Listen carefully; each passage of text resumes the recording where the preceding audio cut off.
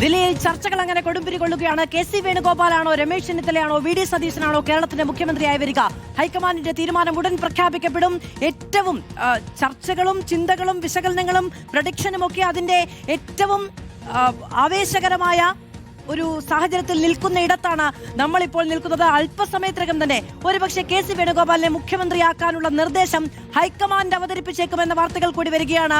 P R Sunil വിവരങ്ങളുമായി നമ്മളോടൊപ്പം ചേരുകയാണ്. പി ആർ സുനിൽ, മുഖ്യമന്ത്രിയാകാനുള്ള സർവ്വ അടവും പയറ്റിക്കഴിഞ്ഞിരിക്കുന്നു.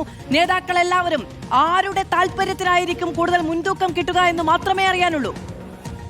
മാധു, ഇക്കാര്യത്തിലുള്ള നടപടിക്രമങ്ങൾ പാലിച്ച് മുന്നോട്ട് പോകാൻ തന്നെയാണ് ഹൈക്കമാൻഡിന്റെ തീരുമാനം. അതാണ് മനസ്സിലാക്കാൻ കഴിയുന്നത്. അതനുസരിച്ചുള്ള നീക്കം ഹൈക്കമാൻഡ് നടത്തും എന്നാണ് ഇപ്പോൾ റോഷിപാൽ ഉൾപ്പെടെയുള്ളവർ റിപ്പോർട്ട് ചെയ്യുന്നത്. ഏതായാലും കേരളത്തിൽ എത്തി AICC പ്രതിനിധികൾ MLA-മാരുമായി നേരിട്ട് സംസാരിച്ചപ്പോൾ MLA-മാർ നൽകിയ പേരുകൾ അത് ചേർത്ത് വെച്ചുകൊണ്ട് കൂടുതൽ ആരെയാണ് MLA-മാർ പിന്തുണയ്ക്കുന്നത് എന്നത് പരിശോധിച്ച ശേഷം അതിന്റെ അടിസ്ഥാനത്തിൽ ഒരു തീരുമാനമെടുക്കുക എന്നതിലേക്കാണ് ഹൈക്കമാൻഡ് പോകുന്നത്.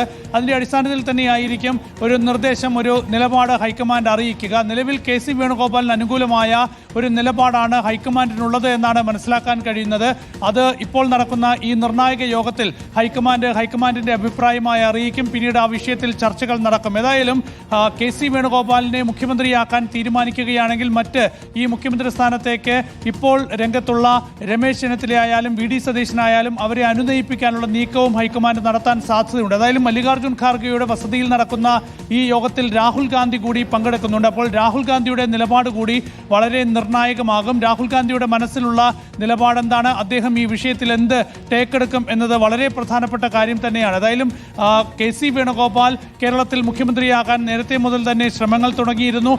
വോട്ടെടുപ്പിന് ശേഷം അത് കൂടുതൽ ശക്തമാക്കി. കഴിഞ്ഞ ഇത്രയും ദിവസം ഏതാണ്ട് ഫലം വന്ന് വോട്ടെടുപ്പ് പൂർത്തിയായി അതിനുശേഷം നടന്ന നാടകങ്ങൾക്ക് പിന്നാലെ ഫലം വന്നതിന് ശേഷമൊക്കെ തന്നെ ഈ ദിവസങ്ങളിലൊക്കെ വലിയ പ്രതിച്ഛായ നിർമ്മിതി കാഴ്ചകൾ തന്നെയായിരുന്നു. തെരുവ് പോരായി കാര്യങ്ങൾ മാറിയിരുന്നു. ഇന്ന് ദില്ലിയിലെ കേരള ഹൗസിലടക്കം വന്ന് ഒരുപാട് പേർ മുദ്രാവാക്യം മുഴക്കുന്ന സാഹചര്യമൊക്കെ തന്നെ കണ്ടതാണ്. വി.ഡി. സതീശന്റെ പേര് പറഞ്ഞാണ് ഒരുപാട് പേർ ദില്ലിയിലെ കേരള ഹൗസിലെത്തിയത്. ദില്ലിയിലേക്ക് വിനോദസഞ്ചാരത്തിനെത്തിയ ആളുകളൊക്കെ തന്നെ കേരള ഹൗസിലേക്ക് ഈ നിലയിൽ എത്തുന്ന ഒരു സാഹചര്യമായിരുന്നു. അപ്പോൾ ഇതൊക്കെ തന്നെ ഹൈക്കമാൻഡ് പരിശോധിക്കുന്നുണ്ട്. ഇന്നലെ കേരളത്തിൽ നടന്ന പ്രതിഷേധ കാഴ്ചകൾ, ഏതായാലും ഇതൊക്കെ തന്നെ ഇപ്പോഴത്തെ ഈ ഒരു ചർച്ചകളിൽ കോൺഗ്രസിന്റെ പ്രതിച്ഛായയ്ക്ക് വലിയ കളങ്കമുണ്ടാക്കി എന്നൊക്കെ തന്നെ ഹൈക്കമാൻഡ് വിലയിരുത്തുന്നത്. ഏതായാലും എന്തൊക്കെ സമ്മർദ്ദമുണ്ടായാലും മാത്രമേ പരിഗണിക്കുന്നുള്ളൂ, ബഹളങ്ങളെ പരിഗണിക്കാനൊട്ട് തീരുമാനിച്ചിട്ടുമില്ല എന്നുള്ളതാണല്ലോ കെ.സി. പക്ഷത്തിന്റെ നിലപാട്.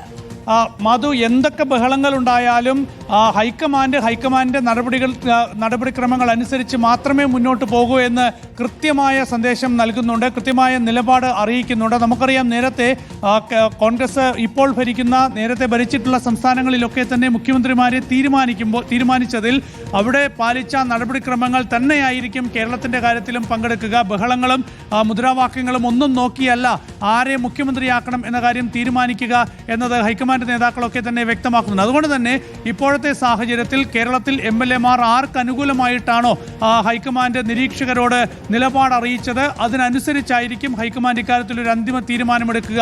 അതിനപ്പുറത്തേക്ക് ഒരു തീരുമാനമെടുക്കാനുള്ള അസാധാരണ സാഹചര്യം കേരളത്തിൽ ഇല്ല എന്നുകൂടി പ്രധാനപ്പെട്ട നേതാക്കൾ അറിയിക്കുന്നുണ്ട്.